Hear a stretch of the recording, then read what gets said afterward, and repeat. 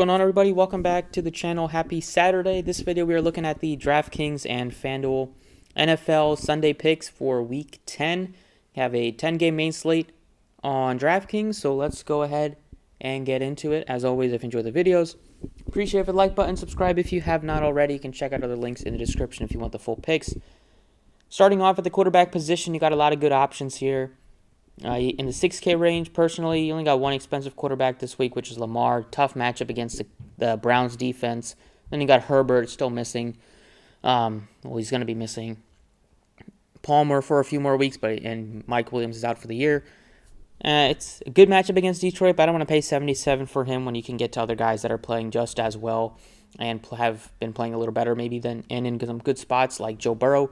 At $6,800, you have Jared Goff in a great matchup at $6,400. You got the return of Kyler Murray at $59, and then I'm looking at Purdy at a value at $57 too.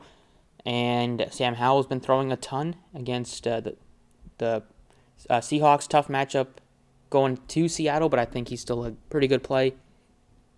I'm going with Joe Burrow, $6,800, going up against the Browns. Going up against the Texans at home. He's just been on another level. Looks like he's 100% from his calf injuries. Looks so much better recently. 3 out of his last 4, he's put up 25 fantasy points. And it's pretty easy to stack him with some guys because we know that T. Higgins is ruled out and Jamar Chase is questionable. So if he's out, you're definitely going to want to play Tyler Boyd. You're probably going to want to play Irwin too if Chase is out as well. But Tyler Boyd, and then I think it's going to benefit Joe Mixon as well, and you can get him at only $6,200. So that's what I'm using as one of my running backs. He's going to be more involved in the receiving game. 5 catches last game against the Ravens, had only 37 yards on the ground, but he's involved in the receiving game and finally had a couple of touchdowns back-to-back weeks after not having one since week 3. So that's encouraging. And the matchup is good against Houston. Expect this one to be pretty high scoring. And if you're playing all these Cincinnati guys, you probably want to bring it back. And it makes sense to bring it back with some Houston Texans because Collins is out. You got Tank Dell coming off of a crazy good game. He did have a lot in the final drive with 40 seconds left where he had a long catch and then a touchdown. But still would have hit value either way. But I think that 32 is not going to happen every week. Instead, I'm going with Noah Brown for $1,800 less. I think he gives you similar ceiling at times. He had 30. Didn't have a catch on the final drive, which would have finished above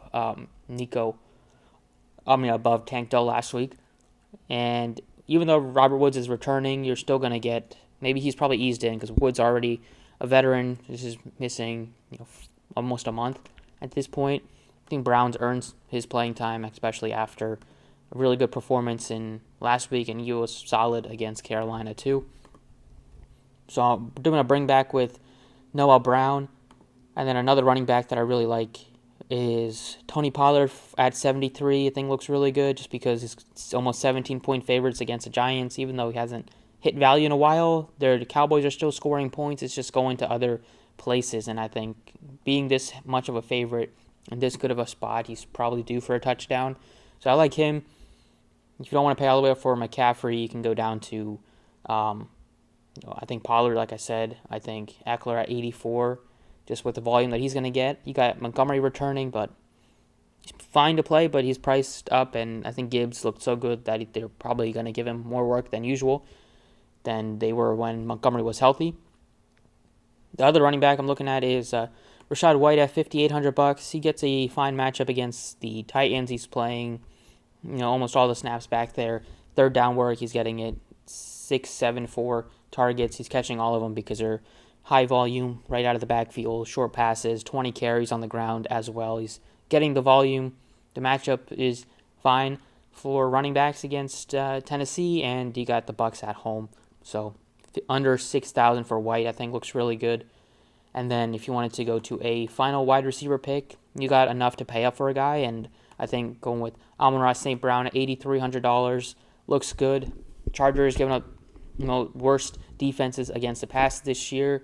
3 straight 100-yard performances for St. Brown. He's even getting a ton of volume, 19 targets, 15 targets. He's just been peppered with targets, and he has actually gone over 100 in 5 out of his last 6 games. And you probably want to take him over 100-plus yards on sportsbooks this weekend.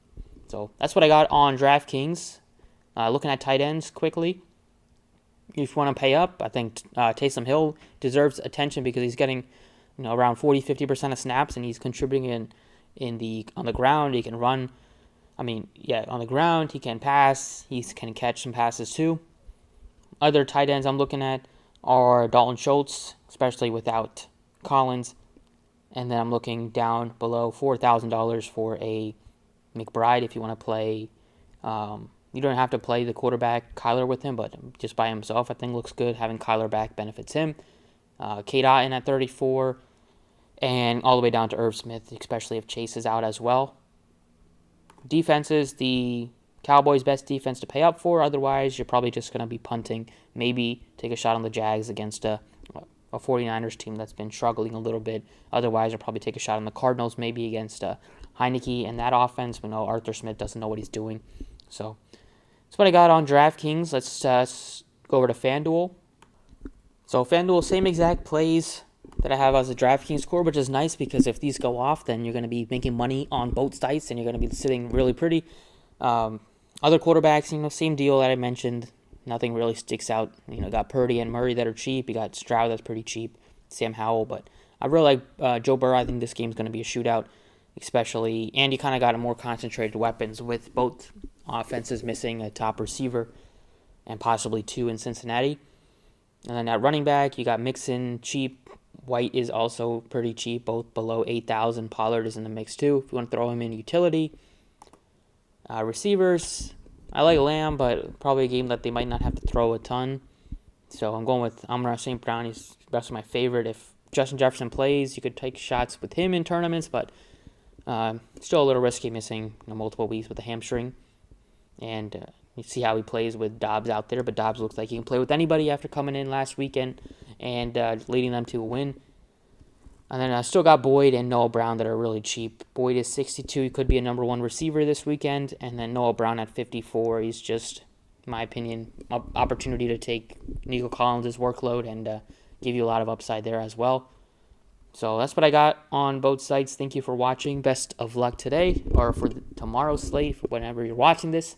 And I will catch you all next time.